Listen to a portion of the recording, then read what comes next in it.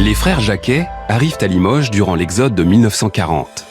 Ils s'y installent et trouvent du travail dans les usines de porcelaine Bernardaud. C'est là qu'ils font la connaissance de leur futur complice, Paul Mazieux, ancien ouvrier agricole et lui aussi un délinquant notoire. René Lesport, 19 ans, est le plus jeune de la bande. Et enfin Marcel Doué, surnommé l'Alsacien.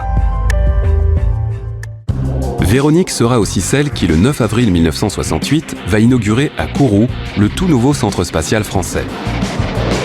Son vol va durer 12 minutes avec une altitude de culmination de 113 km. Véronique entre une nouvelle fois dans l'histoire. La Guyane, département d'outre-mer français, a été retenue parmi 15 autres sites pour remplacer la base d'Amaguir à l'indépendance de l'Algérie. Ces atouts sont stratégiques pour les ambitions futures de la France. Grâce à sa position géographique, proche de l'équateur, les fusées vont bénéficier de la vitesse de rotation de la Terre.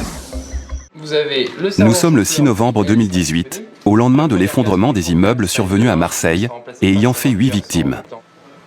L'urgence ce matin pour le capitaine est de constituer une équipe d'alerte prête à renforcer leurs homologues militaires, les marins-pompiers de Marseille.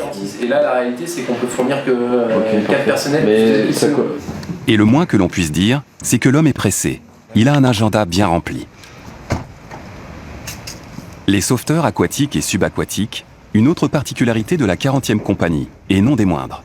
70 spécialistes nautiques répartis sur 3 sites et devant couvrir pas moins de 145 km de voies navigables et de canaux entre la Seine et la Marne. Les plongeurs du centre de la Monnaie, en plein cœur de Paris, sont principalement amenés à secourir des personnes tombées à l'eau. Cette obsession est toujours visible aujourd'hui, quand le célèbre site est encore victime de fouilles illégales, comme ici en 2017, à quelques mètres de l'entrée de l'église. Non loin de là, au cœur du village, 3 librairies attestent de l'incroyable littérature qui nourrit les mystères du Razès.